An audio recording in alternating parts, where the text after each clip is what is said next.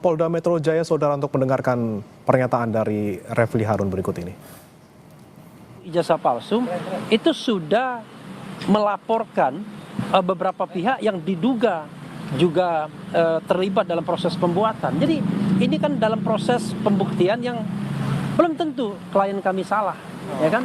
Bahkan kalau saya sebagai lawyernya mengatakan klien kami sama sekali tidak salah, dan kami yakin bahwa memang betul yang namanya 99,9 ijazah itu palsu. Nah, karena itu sekali lagi kami protes keras terhadap penangkapan dan penahanan ini, apalagi dilakukan ketika Dr. Tifa hendak ujian disertasinya, seminar hasil.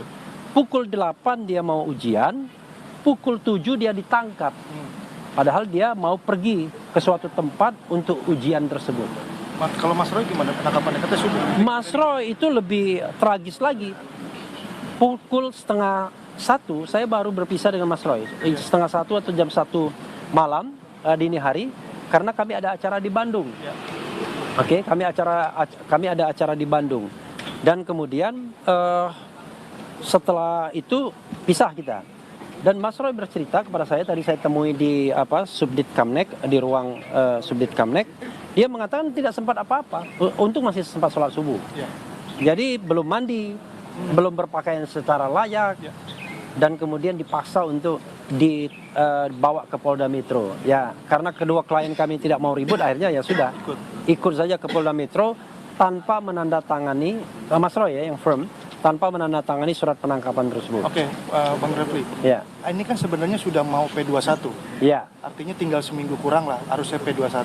Kenapa tiba-tiba Polda tiba-tiba menangkap? Alasannya apa tadi? Ada pertemuan atau ada obrolan? Kita kan nggak bisa kemudian menanyakan kepada pihak yang hanya melakukan perintah.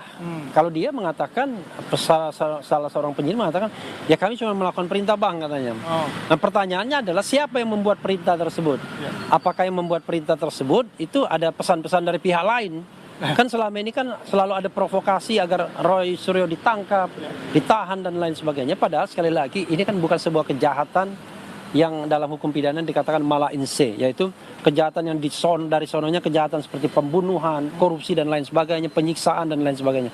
Tapi ini adalah sesuatu di gray area, wilayah yang benar nggak bahwa ini adalah pencemaran nama baik? Kami mengatakan bukan, ini adalah public accountability, tanggung jawab publik untuk mantan kepala negara itu membuat sebuah klarifikasi yang benar-benar memadai bahwa ijazahnya memang asli ketika ada warga negara mempertanyakannya. Jadi penyidik datang tidak ada alasan sama sekali ya? Nggak ada. Memberikan surat juga? Tidak ada alasan. Belum sempat tanda tangan? Tidak ada indikasi mau melarikan diri. Tidak ada surat dan lain sebagainya. Begitu. P21 ini kan baru dimulai tanggal 2 Juni ya Pak ya. Artinya kata siapa? Waktu tanggal itu sebetulnya Bapak sudah diinfokan atau bagaimana? Nggak ada.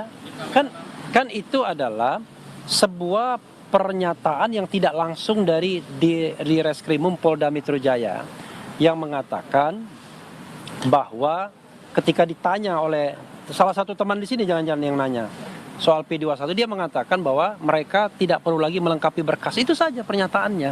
Nggak ada P21 dan lain sebagainya. Tetapi pihak sana, ya kadang-kadang kita mengatakan termulah ya, pihak yang nggak punya legal standing, yang mengatakan relawan dan lain sebagainya, kan dalam hukum ini harus jelas, saya ada standingnya penasihat hukum.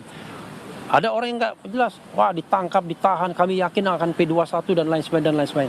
Tetapi keyakinan itu sebenarnya sebuah provokasi, harus ditangkap, ditahan dan lain sebagainya. Kalau hitungannya tanggal 2, yakin P21, udah lewat waktunya. Sekarang ini, kalau menurut aturan internal di kejaksaan yang saya pahami ya, karena ini kan semua hukum acara baru dan lain sebagainya, itu dalam jangka waktu 14 hari saja penyerahan itu dilakukan. Kalau misalnya kita ketahui tanggal 2 Juni dianggap sebagai sebuah pengumuman tidak resmi adanya P21, kan itu artinya tanggal 19 ini sudah lewat waktunya berapa hari sudah? 17 hari. Padahal time frame-nya hanya 14 hari saja. Jadi penentuannya kapan? Tapi yang jelas dalam jangka waktu 14 hari tidak boleh lebih dari itu. Karena itu saya katakan, baik secara formil maupun material, ini sudah banyak sekali terjadi pelanggaran-pelanggaran begitu. Oke. Makasih Pak Rabbi. Oke, ya. Ya, terlambat kita. Terlambat. Terlambat. Izin sedikit, Bang Refli. Demikian kembali saudara, tadi kita simak pernyataan dari kuasa hukum Roy Suryo dan juga Dr. Tifa terkait dengan penangkapan kliennya pada pagi hari ini. Disampaikan kembali tadi bahwa ada kecurigaan bahwa penangkapan ini merupakan intervensi dari pihak-pihak tertentu yang kemudian jika merunut mungkin pada status perkara yang saat ini sedang berlangsung, belum dipastikan ataupun belum secara jelas terkait dengan bagaimana kasus tersebut dilimpahkan ke kejaksaan dan terkait dengan apa yang akan dilakukan selanjutnya oleh pihak kuasa hukum Roy Suryo maupun Dr. Tifa. Beberapa diantaranya pihak dari kuasa hukum ini akan menghubungi dan juga meminta Komisi 3 DPR RI, saudara, tentunya juga katanya untuk bisa mengawasi kasus yang sedang berperkara di Polda Metro Jaya terkait dengan dugaan pencemaran nama baik oleh Dr. Tifa maupun Roy Suryo dalam kasus ijazah Jokowi.